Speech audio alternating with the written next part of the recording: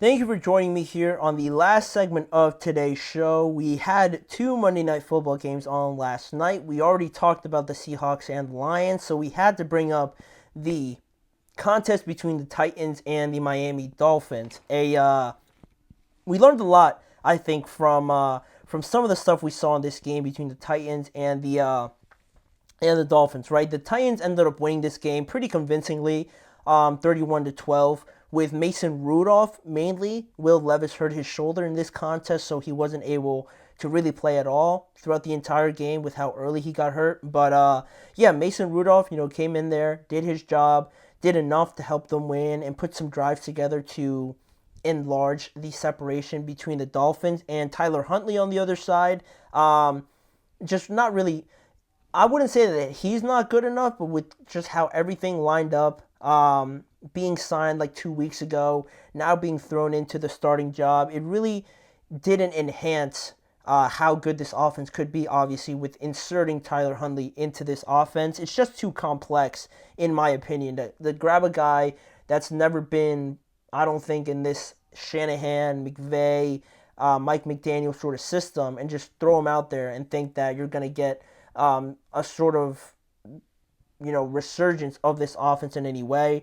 They put up 12 points again, or low scoring points again, I should say, and they lost the game once again, dropping them to 1-3.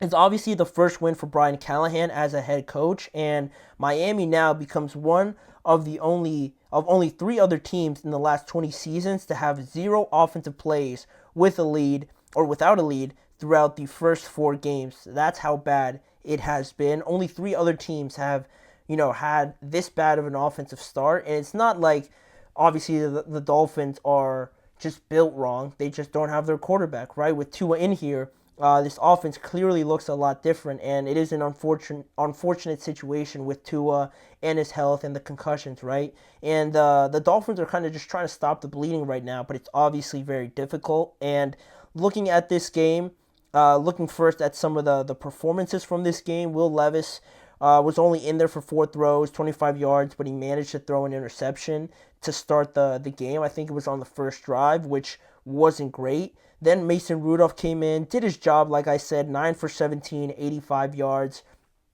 Pretty decent. He's not going to lose you the game. Tony Pollard had one of his better games. The Titans overall had a better game running it than in their previous 3 games. 22 carries for 88 yards for Tony Pollard, and Tajay Spears also had the other touchdown in this game as well. So good contributions from the running game. And no Tennessee wide receiver had more than 2 receptions in this game, which isn't, it is a problem, right? When you have Tyler Boyd, Calvin Ridley, and DeAndre Hopkins, if you're not getting them the ball more than 2 times in this game, what are we doing, right? But you had your quarterback hurt. You obviously are trying to be a little bit more cautious, so I expect that to change. I hope that's not a problem going forward with this offense, because they already have enough problems to kind of deal with. So that was something else I took from it. Tyler Huntley, like I said, not really doing too much to enhance this offense. 14 of 22 for 96 yards.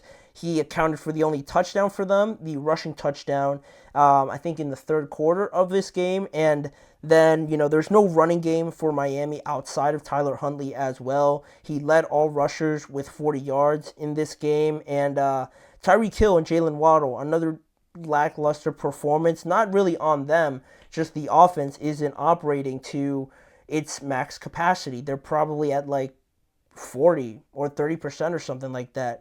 They each had 4 receptions in this game. Jalen Waddle had 36 yards, and Tyreek Hill had a 23 yards. 59 total yards between the both of them is unheard of, right? They're way more capable of putting up bigger numbers than this, obviously, right? You just look at last year. But then in the game, not too much to report on with the actual plays in the game. There was a lot of punting, there was a lot of field goals, and looking at it, it was a scoreless first quarter, then a punt, a field goal to show for the rest of the first half. It was 9-3 in favor of the Titans, and then after halftime, in favor of the Titans, yeah. After halftime, the Dolphins were able to cut it to 9-6, but Tennessee responded with a touchdown right after that from Tajay Spears to push the lead to 16-6. And Miami, showed their last hand with Tyler Huntley scoring a touchdown when the game was 22-12, and then that was pretty much it. From there, not a lot happened in this game. Ugly football. Just it looked like you put a lot of guys together and they were just out there trying to get through the plays, and it's symbolic, obviously evident of what the Dolphins are dealing with. But the Titans still scored one more touchdown after that, getting it to 22-12. Or actually, after 22-12, they scored one more touchdown and added a safety on that as well. That's where we got to 31-12 being the final score. And really the biggest thing from this is Miami, the struggles that they have. They've really struggled, right? After their 20-point performance in week 1, they got stomped on by the Bills. Tua got hurt, obviously, in that game. 10 points overall, or in total, I should say. Then against the Seahawks, another butt kicking.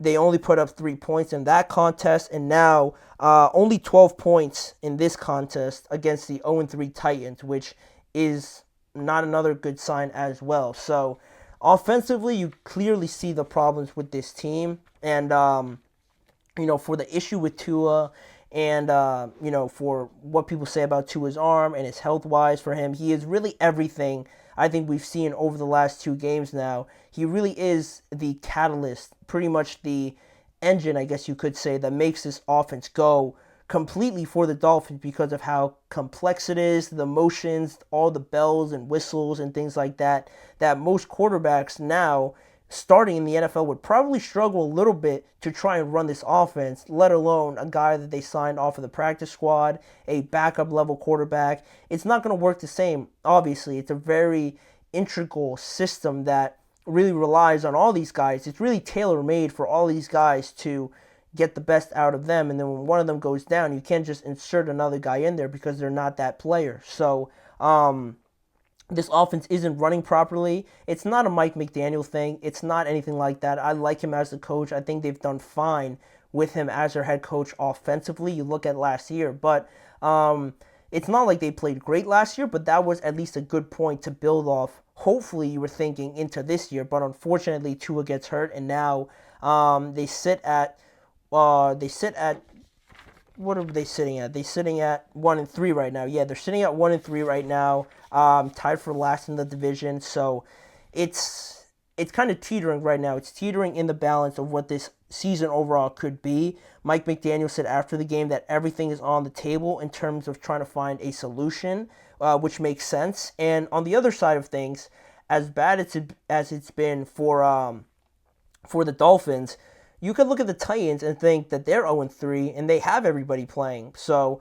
what could you say about their problems, right? They're not missing anybody. They're just not playing well with the guys that they have as their starters. And Brian Callahan mentioned after the game that Will Levis is still their number 1 quarterback. The shoulder issue doesn't seem to be serious, but it's kind of funny how I said a loss for the Tennessee Titans could affect how people look at Will Levis. Maybe the Titans being 0-4, people start calling for Will Levis to be benched. I didn't think a win would have the same result now, and some people looking at Mason Rudolph like maybe if Mason Rudolph, gets some more playing time, maybe it looks better than what Will Levis has seen. And I thought it was kind of ironic how they still won the game and we're still having maybe this conversation down the road, potentially, if Will Levis doesn't really flip the script on how people evaluate him, because in the time that he did play, he got hurt and he threw an interception in that first drive, and you don't know how this game plays out from that point on. So I don't know. I'm not saying that Mason Rudolph is right there on the verge of being the quarterback, but we'll say that Mason Rudolph is kind of just standing at the door right now. He's not knocking on the door. He's not barging down the door, banging on the door. He's just standing there, right? He's standing there. He's there. He's just patiently waiting there for his opportunity. Will it come? Maybe, but for right now, it's not like it's a tantalizing situation where everyone's waiting for it to happen. It's just like, it's there. It's there, and we'll see where the Titans go from here. A big win for them. They go to 1-3, feeling better than obviously the Dolphins do, also with that same record. And their next games are going to be huge, right? Because the Titans, hopefully they can build on this with Will Levis now in the majority of the game, and also for the Dolphins, how they look for any sort of positives in these contests as well to get their second win and keep their hopes alive going forward, because of the way the Bills are playing, and even the Jets also. They're going to need to start playing better, or else this season can get away from them very quickly. But that gets us through all of the topics, both Monday Night Football games from last night, and that'll do it for today's show of the GSMC Chip Shot Football Podcast.